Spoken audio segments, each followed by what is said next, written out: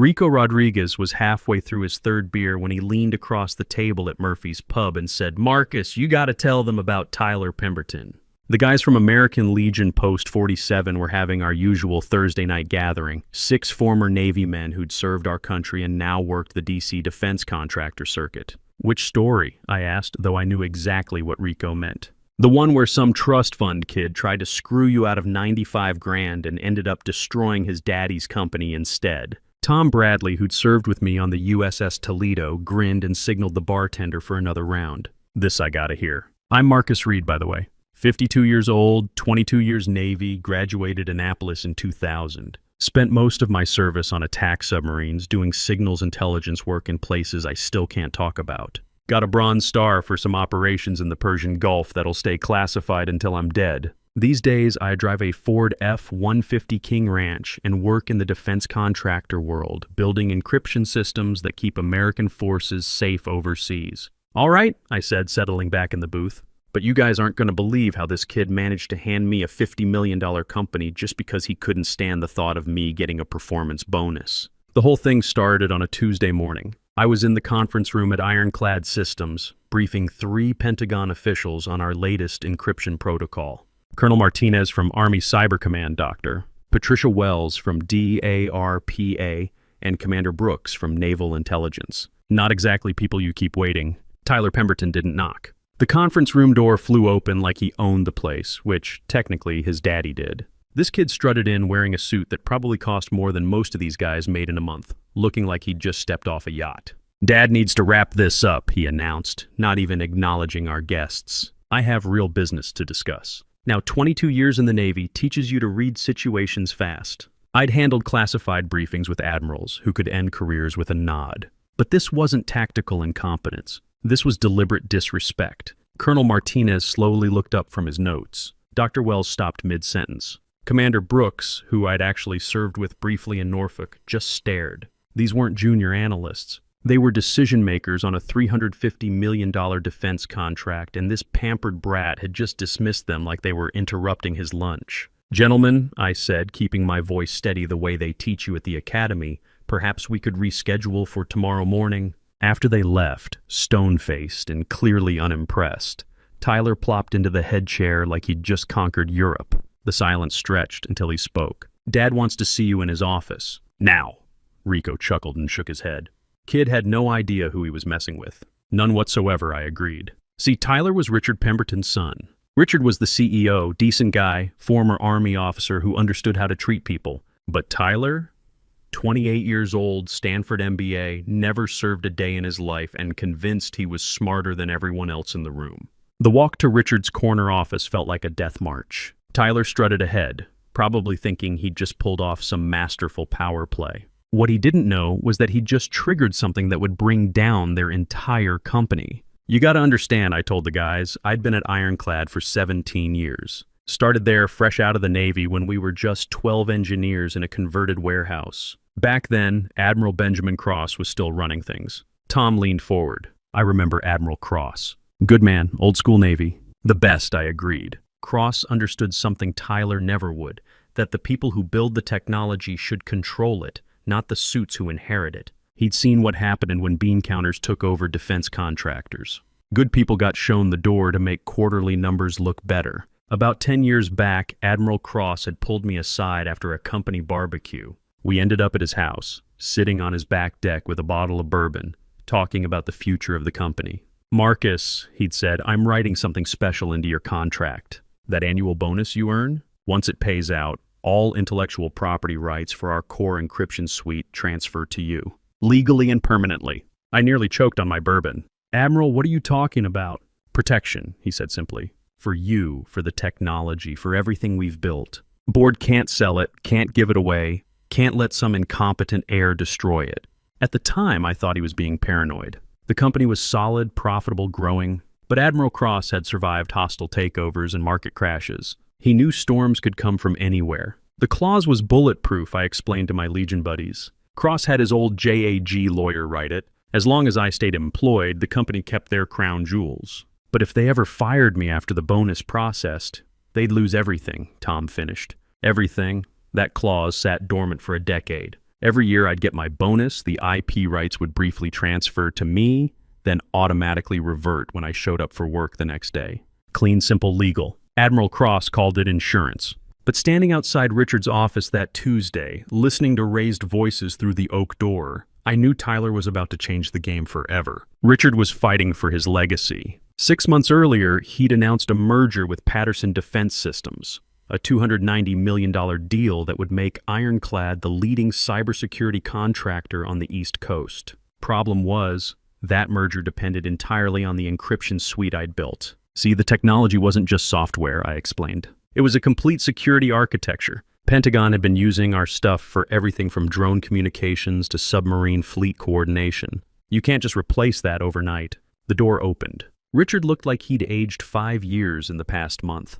Tyler bounced in behind me, practically vibrating with excitement. "Marcus," Richard said, not bothering with pleasantries, "we're making some organizational changes." Tyler stepped forward like he was accepting an Academy Award. "Effective immediately, your employment with Ironclad Systems is terminated." He slid a termination letter across the mahogany desk. Clean, professional, final, dated exactly 48 hours before my $95,000 bonus was scheduled to pay out. I picked up the pen and signed without a word. No arguments, no protests, just my signature on the dotted line. Tyler had expected drama, shouting, pleading, maybe some desperate negotiation. Instead, I just stood up, straightened my tie, and headed for the door. "That's it?" Tyler called after me. No speech, no threats. I turned back, looking him dead in the eye. "Good luck with the Patterson merger, son." His confusion was perfect. He had no idea what he'd just done. Rico was grinning now. "And that's when the fun started." "That's when the timer started," I corrected. 48 hours until bonus payment.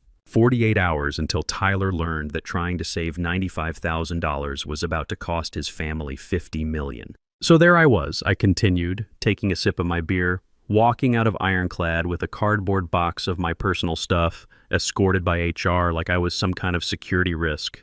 22 years protecting classified submarine communications, and now I'm being walked to the door by a 20-something HR girl who probably couldn't find Norfolk on a map. Tom Bradley laughed. "Man, I've been there. Nothing worse than the perp walk when you know you've done nothing wrong." "But here's the thing," I said. The moment I got home, my phone started buzzing like a submarine sonar during a torpedo run. I'd barely gotten my F-150 parked in my apartment complex when Rico himself called. "Marcus, what the hell happened over there?" Words already spreading through the network that some punk kid fired you right before the Patterson deal. That's the thing about the Navy community in DC. We're tight. When someone with my clearance level and track record suddenly becomes available, every defense contractor within 50 miles knows about it before the ink's dry on the termination papers. "Just Tyler being Tyler," I'd told Rico. "Nothing I can't handle. Brother, you built half the encryption systems the fleet runs on. If you're available, I've got 3 projects at Northrop that could use your expertise. Still got your TS/SCI clearance? Current through next year." That was call number 1. Before I could even crack open a Budweiser, Tom Bradley was on the line from his consulting firm. "Marcus, heard you got the boot. Tyler Pemberton lose his mind?" His son made the call. "Tyler? That preppy little snake?" "Hell, Marcus, he couldn't find his way out of a paper bag with a map and a GPS unit." "What's Richard thinking?" I was starting to realize something Tyler hadn't counted on. In 24 hours, I'd already had 3 job offers from major defense contractors. The kid thought he was destroying my career. Instead, he'd just advertised to the entire industry that Marcus Reed was available. But the call that really mattered came while I was heating up leftover pizza. "Marcus Reed, speaking. This is Doug Patterson with Patterson Defense Systems. We need to talk." Now, Doug was smart money. His company had been circling Ironclad for 2 years, waiting for the right moment to make their move. His voice was tight, controlled, like a submarine captain who'd just detected an unknown contact. "My legal team just flagged something in the merger documents," Doug continued. "There's a personnel clause that names you specifically as essential to the technology transfer. Says if you're not with Ironclad at closing, we have the right to walk away." I sat down at my kitchen table, looking at the countdown timer I'd built on my computer. 47 hours, 23 minutes, and 14 seconds until bonus payment. "That's interesting, Doug. Marcus, I'm going to ask you straight. Are you still employed by Ironclad?" "As of 4 o'clock this afternoon, no." The pause stretched long enough for me to grab my bottle of Woodford Reserve, the good stuff Angela had given me for my birthday. My daughter was a junior at Georgetown, studying international relations, Dean's List every semester. That $95,000 bonus wasn't just money to me. It was her spring semester tuition and the final payment on my divorce settlement with Linda. Jesus, Doug finally said. Do they know about the clause? I doubt it. Tyler never read the contracts. Kid's the type who skims executive summaries and lets lawyers handle the details. Marcus, what would it take to bring you on board with Patterson directly? I watched the timer count down another minute. Let me think about it, Doug. Things might be changing in the next day or two. What kind of changes? The kind that make this conversation a lot more interesting. Rico was shaking his head. You didn't tell him about Admiral Cross's clause? Not yet. I wanted to see how desperate they'd get first. The next morning brought news alerts on my phone. Ironclad's stock down 8% on merger uncertainty. Some analyst had caught wind of personnel changes and started asking uncomfortable questions about the technology transfer. By the time I finished my morning coffee, Tyler was calling. His voice had lost all its swagger from the day before. Marcus, we need to talk. I'm listening. There seems to be some confusion about your termination. Maybe we were too hasty. I almost laughed out loud. Confusion. Like accidentally firing your chief architect was just a clerical error. What kind of confusion, Tyler?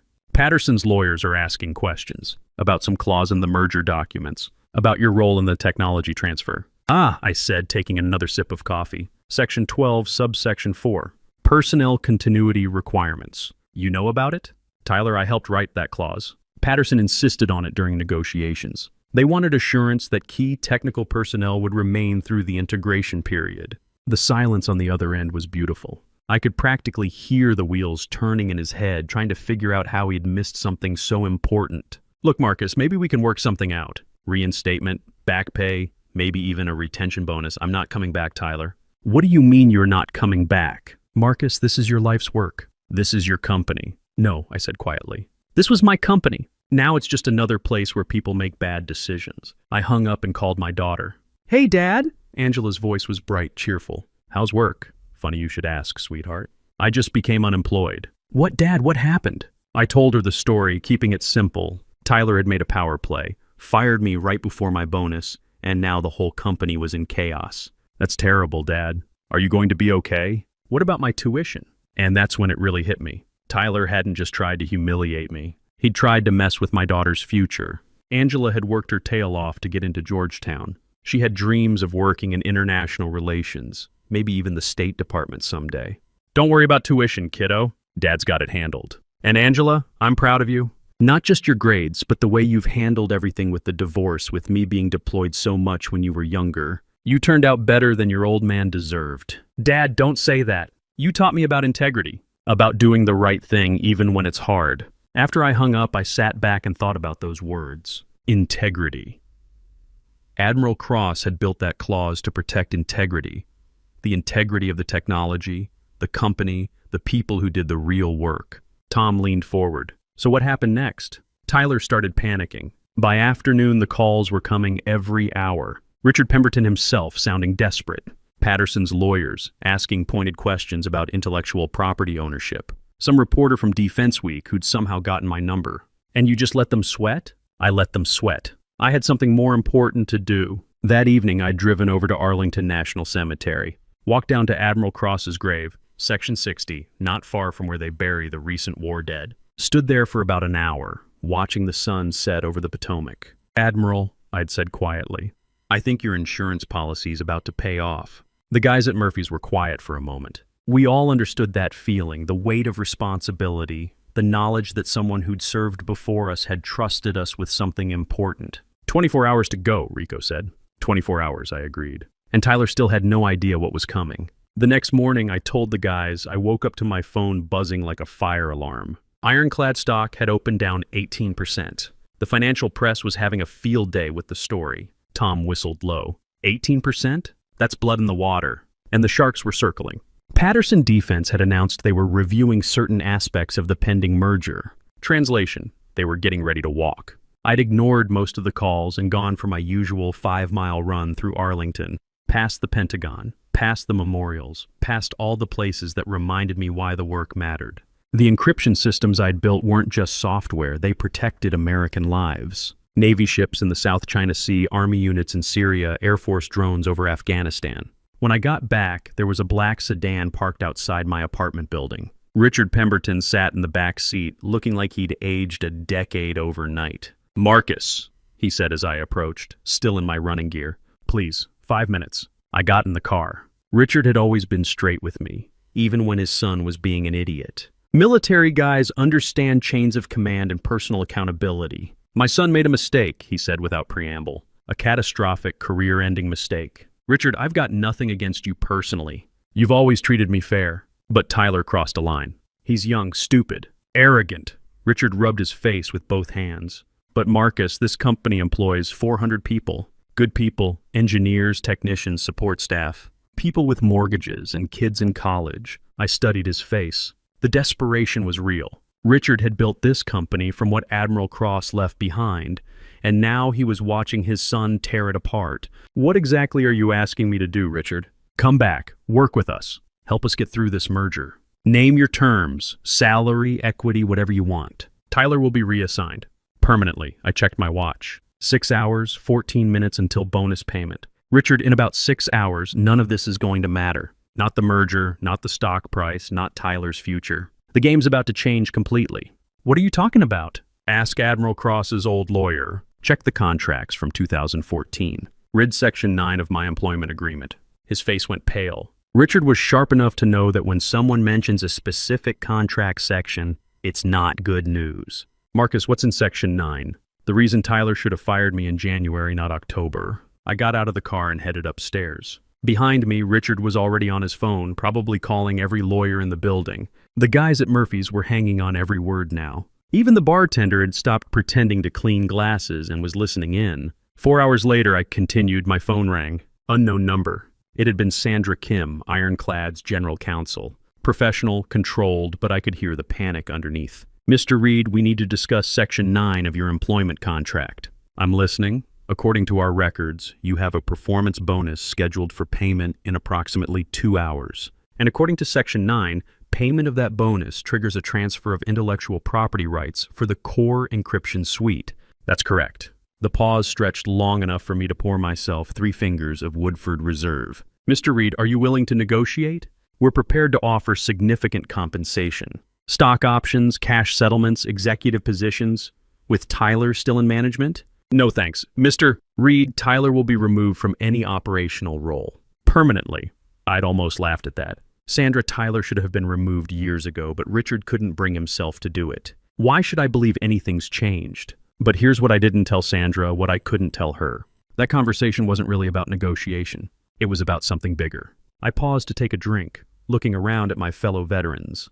These guys understood duty, honor, country. They understood that some things mattered more than money. See, Admiral Cross didn't just write that clause to protect me. He wrote it to protect the technology, to make sure it stayed in the right hands, serving the right purpose. The encryption suite wasn't just some corporate asset to be bought and sold. It was a shield protecting American forces overseas. Rico nodded slowly, and Tyler never understood that. Never even occurred to him. To Tyler, it was just another product to monetize. At 4:47 that afternoon, sitting in my apartment with my laptop open, I'd watched the timer hit 0. The computer chimed softly. The same automated system I'd designed years ago to track bonuses and IP transfers. Transfer complete. All rights to Encryption Suite version 4. 2 and associated technologies now held by Marcus Reed, individual proprietor. 47 pages of legal documentation, all culminating in one simple fact.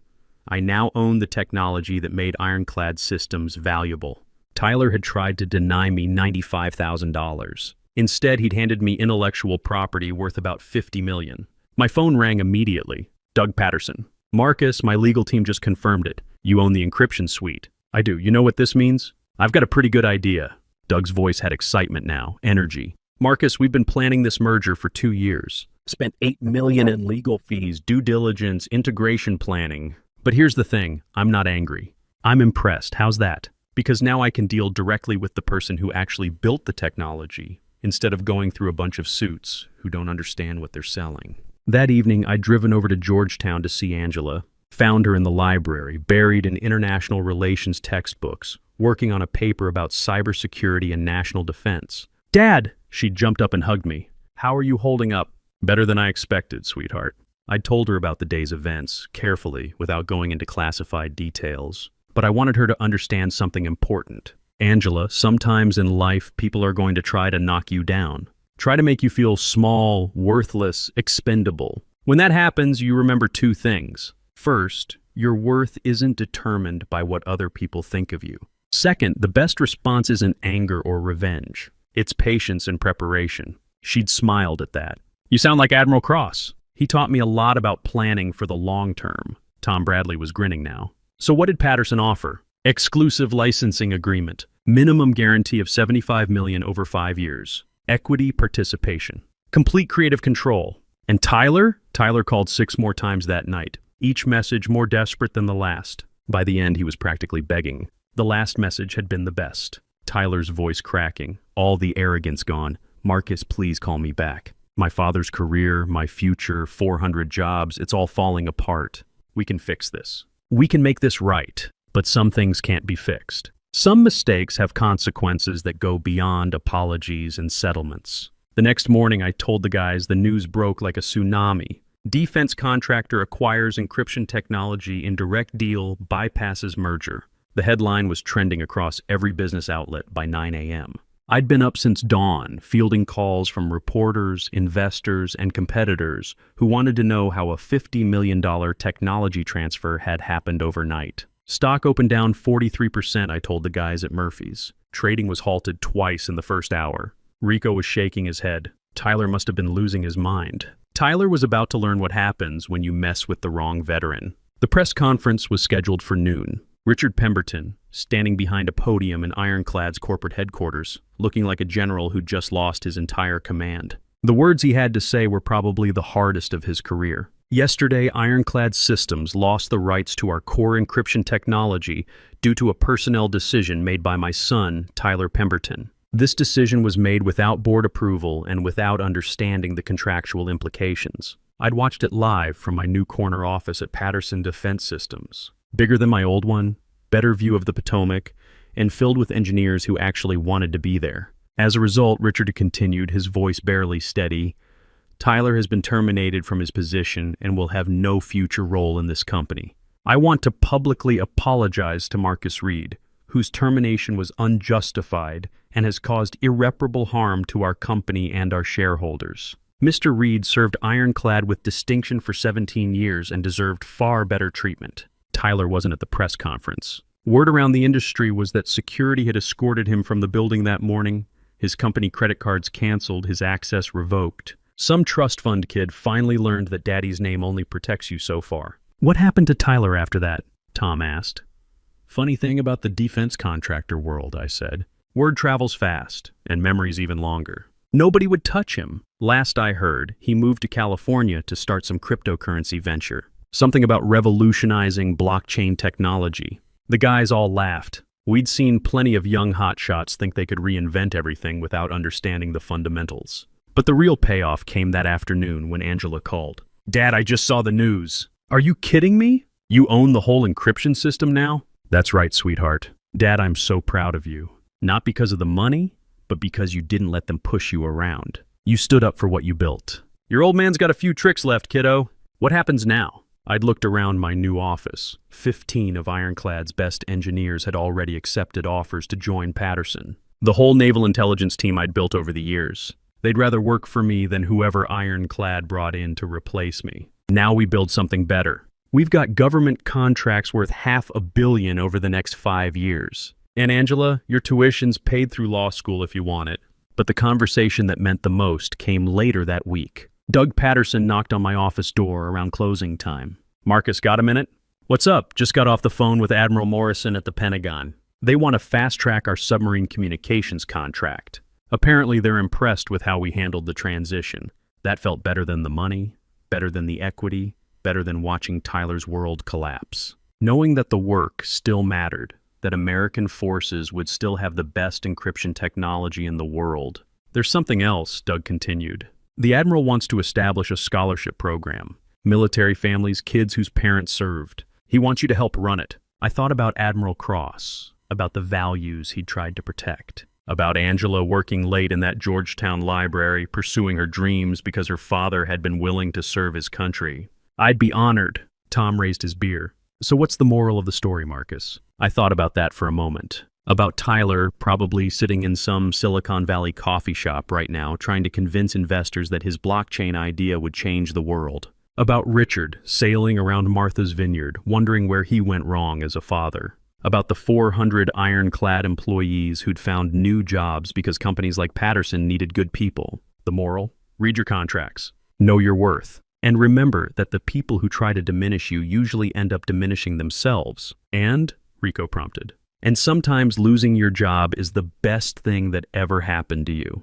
3 months later, Ironclad filed for bankruptcy. The remaining patents were sold off to pay creditors. Richard retired quietly to his house on the vineyard. The engineers who'd joined Patterson were building the next generation of defense encryption technology. But the story doesn't end there. Last month, I got a call from a young Navy lieutenant fresh out of the academy working on submarine communications at Norfolk. His name was Alex Morrison, Admiral Morrison's grandson. "Mr. Reed, I'm starting my transition to civilian life next year. I've heard about what you're building at Patterson. Any chance you might have room for another submarine guy?" "Lieutenant, there's always room for good people who understand the mission. That's the thing about military values. They don't retire when you take off the uniform.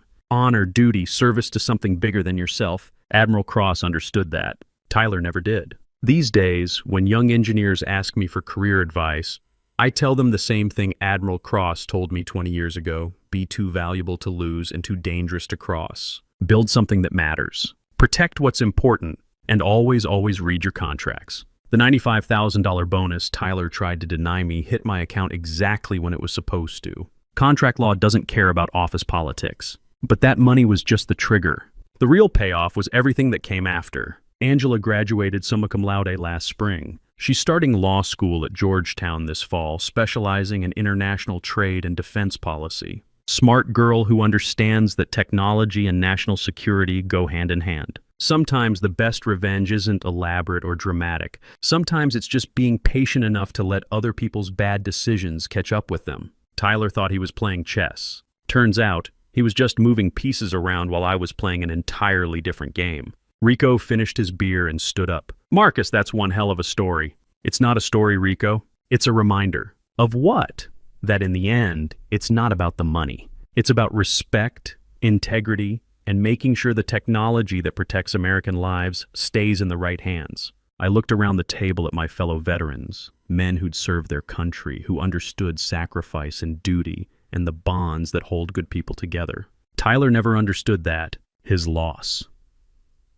We raised our glasses in a toast to Admiral Cross, to second chances, and to the lesson that sometimes the best thing that can happen to you is someone showing you exactly who they really are. The timer on my computer counts up now instead of down. Every second is a reminder that patience beats panic, preparation beats politics, and sometimes the person who tries to destroy your career ends up handing you the keys to something much better. Tyler Pemberton learned that lesson the hard way. I just hope he learned it well.